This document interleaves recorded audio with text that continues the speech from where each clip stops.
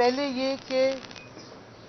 میں 9th اور 10th مئی پر ہونے والے وائلنس کی مذمت کرتی ہوں۔ میں نے اسلام آباد ہائی کورٹ میں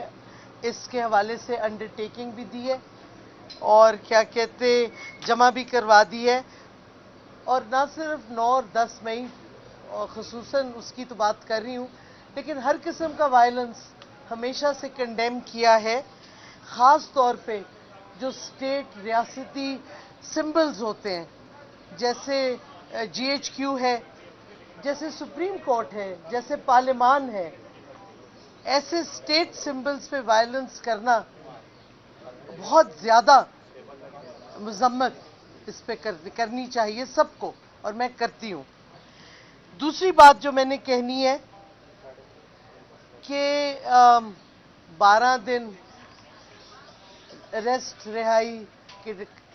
ابڈکشن رہائی کے پروسیس کے تھرو میری صحت کے حوالے سے،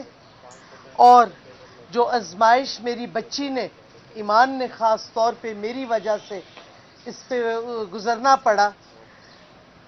اس وجہ سے صحت اور یہ آزمائش جو میری بچی کو ہوئی، اور میں نے جیل میں اڈیالہ میں اس کی ویڈیو بھی دیکھی جدھر وہ اتنا رو رہی تھیں جب مجھے تیسری دفعہ لے کے گئے ہیں ادھر سے پنجاب پولیس والے۔